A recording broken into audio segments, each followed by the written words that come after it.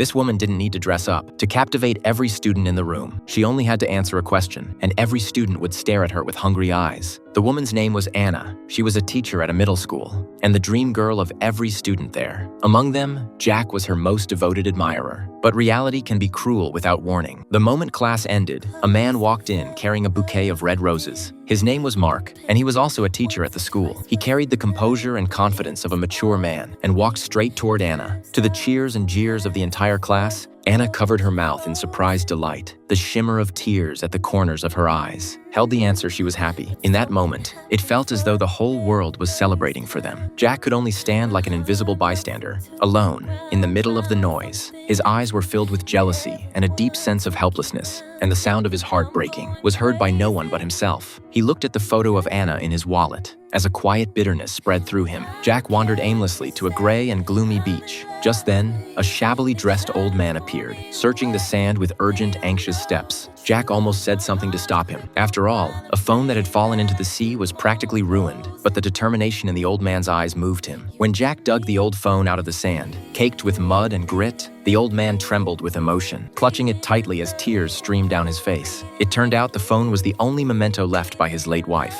No matter how worn it was the most precious thing in his life. Perhaps moved by Jack's kindness, or perhaps recognizing a similar kind of loss, the old man pressed something into Jack's hand just before parting. A vintage mechanical pocket watch. The old man's voice was low and strangely compelling. This watch can take you to whatever moment in time you most want to go back to. Back in his dormitory, Jack stared at the precisely turning gears in his palm. As memories of Anna kept running through his mind, he recalled that Anna and Mark had first met on March 25th, 4 years ago. Anna had been caught in a robbery, and Mark had come to her rescue. Their time together in the hospital had slowly brought them close, and feelings had grown between them with each passing day. Back in his room, Jack gripped the watch tightly. A wild idea began to take root and grow inside him. If time could truly be reversed, if the person standing before her 4 years ago had been me, could the ending of this story have been different? With a blinding flash of white light and a dizzying spin, Jack truly traveled through time. The first attempts were always disorienting. He stumbled back to his high school classroom by mistake, witnessing a love letter incident from his past. After several clumsy tries, Jack finally figured out how to use the watch. He laughed out loud, tilting his head back in joy. He could finally have the person he loved. He locked onto that fateful day, the 25th of March, 2022. Jack ran through the park in a frenzy. When he confirmed the date was correct, a determined smile crept across his face. He would get there before Mark. To be the knight who saved the princess, he staked out the park early and went straight for the thug the moment he spotted him. This time he would rescue the woman he loved and make the teacher fall for him instead. But then Mark appeared,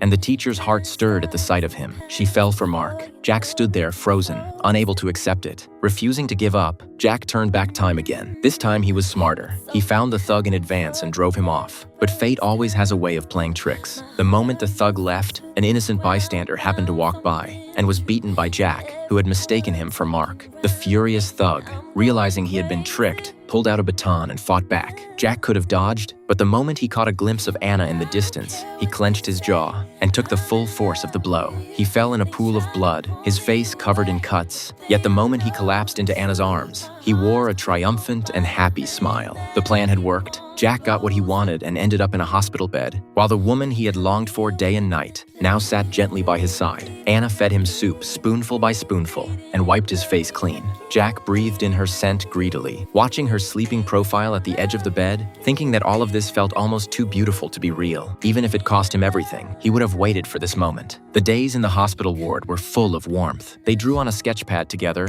laughed, and played around on the hospital bed. Jack used his injuries as an excuse to be playful and needy, and Anna indulged him with affectionate patience. When Jack picked up his guitar and stood in the busy hospital lobby in front of everyone and sang a heartfelt love song to Anna, the atmosphere rose to its peak. Memories layered over one another, frame by frame. There in the hospital lobby, Jack declared his love out loud. Anna's tears fell freely, and to the cheers of everyone around them, she gave a deep, certain nod and fell into Jack's arms. In that moment, Jack believed he had truly defied fate and won the contest for her heart. He believed that as long as he tried hard enough, as long as he could meet her first, he could keep someone by his side forever. But the good days didn't last. The consequences of altering fate arrived. It came through a mix-up with the wrong test papers, an ordinary visit to the office to return some files. Mark pushed open the door and found Anna with her back to him, sorting through documents. When Anna turned around, undisguised admiration flashed across Mark's eyes. Their fingertips brushed on a manila envelope, as though activating some suppressed chemistry between them. A single greeting struck Anna's heart without warning. Some feelings cannot simply be claimed by whoever arrives first, and this was the harshest reality Jack had to face. Jack noticed that Anna had changed. At meals together, she grew distracted, her eyes beginning to drift and avoid his. She started showing up late to their plans, and made excuses to come home later and later at night. Jack's heart was consumed by dread. When the door finally opened,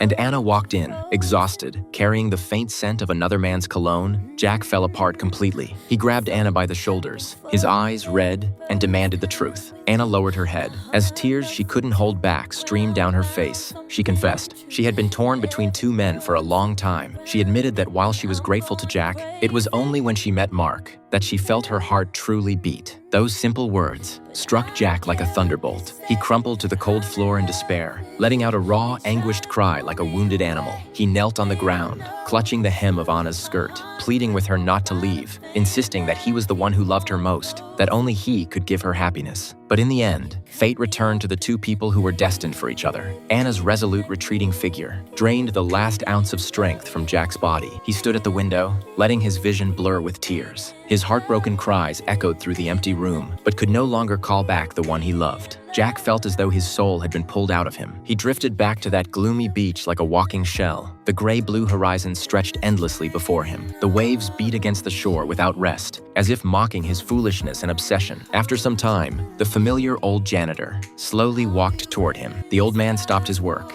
and looked at Jack, who was hollow and lost. Those weathered eyes were filled with calm and quiet wisdom. In a slow, earnest voice, the old man told him, "The most beautiful part of love is not in the outcome, but in having had it at all." Those words landed like a hammer blow, instantly clearing the fog in Jack's mind. Some people come into your life only to walk beside you for a while, to teach you how to love and then to leave gracefully. Jack lifted his head, lost in thought. The bitterness at the corners of his mouth slowly gave way to a smile of quiet acceptance. He watched the old man's figure grow smaller in the distance and raised his hand in a gentle wave, as though saying goodbye to that part of himself. It was tinged with regret, but this was already the best it could be. Jack sat quietly on the beach, letting the waves carry away all the resentment and longing. Just then, the girl who had once written him a love letter appeared. She had no striking figure, no face that had ever made his heart race. But the way she looked at Jack held no hesitation, only a simple, pure fondness. Perhaps this was the connection that had always been meant for him. It didn't require traveling through time. It only required turning around and looking back.